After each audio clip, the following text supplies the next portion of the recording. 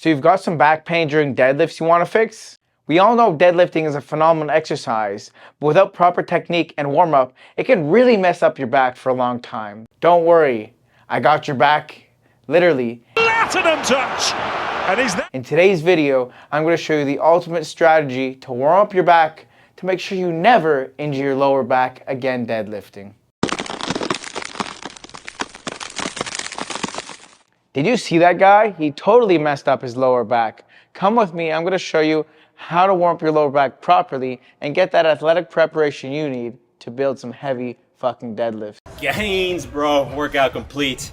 When I'm going heavy on the deadlifts, I always like to start with lumbar rotations to warm up my lower back.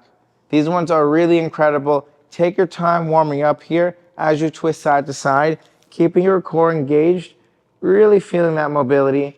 Doing as many as you need on the given day because our back never feels the same day to day.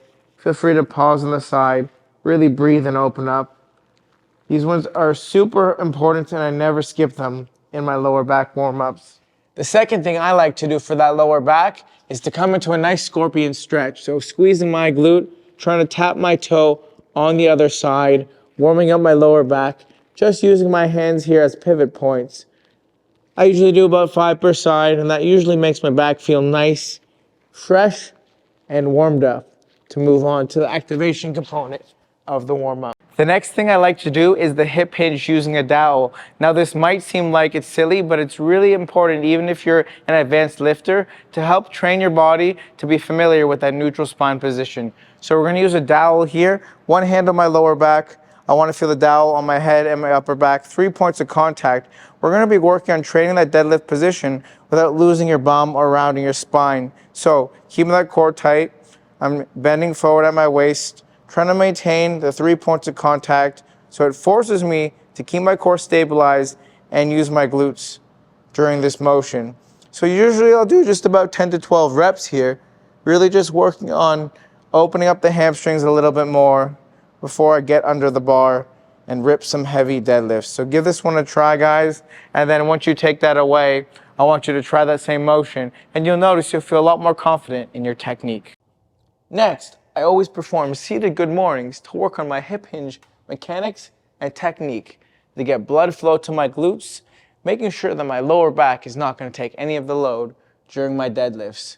Making sure to keep that spine as straight as possible, keeping your core braced at all times during this motion. And again, I like around 8 to 12 reps just to start to feel my glutes activate and fire and prime my body for a proper hip hinge technique. Using this band here, we're going to be doing a more advanced technique to warm up the glutes, get some blood flowing, really working on your lockout position at the top of the deadlift where we get that hip extension. Now I like to have a pretty strong band here. Take about 1 to 2 steps away from the rack.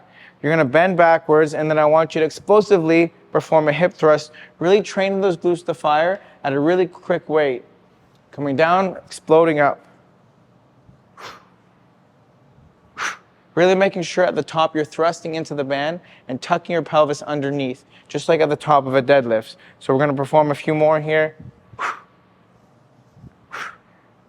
Now the important thing is the band actually helps to bring my hips backwards. So you're not just bending over, but you're allowing the resistance to pull you backwards and you're exploding up at the top of the motion. I typically perform about 20 reps, and then sometimes I'll also do a single leg variation, and I find that really helps to also open up the hips a bit. So the band's just around one leg now, stepping forward, same thing. So on and so forth, give this a try. The last thing I like to do during my deadlift warm-up is to perform some Jefferson curls to really work on my spinal segmentation mobility and open up the upper back. So start by rounding your shoulders, tucking your head, keeping the weights close to the body. Really think of rounding one vertebrae at a time, keeping the core tight. Imagine feeling the ripples through your core, pausing at the bottom. Now imagine there's a string on my lower back. I'm going to slowly unround one vertebrae at a time, nice and slow, keeping my core as tight as possible. Now, if your hamstrings are super tight, you can bend your knees during this motion to help compensate, or perform it more athletically and go nice and slow and just don't go as far. So nice and slow, coming down. If this is as far as your mobility allows it, that's okay. Slowly controlling back to the top here. I typically perform about 10 reps. Sometimes I go a little bit faster if I'm comfortable with my mobility and I'm feeling good. But the key here is to not overly fatigue your hamstrings. This is just, again, 15 pounds in each hand. Help me get a nice active weighted stretch. Nothing too intense here. Pausing at the bottom, slowly coming back up to the top. All right, guys, thanks for watching this ultimate deadlift warm-up. Don't forget to check out the description below for reps and sets and everything you need to make sure you're pulling some heavy-ass deadlifts and you're keeping that back nice, strong, healthy, and pain-free. As always, sign up for our athletic mobility program in the comments below and online athletic physio coaching. Don't forget to subscribe and comment below and stay tuned for the next video on the Athletic Physio.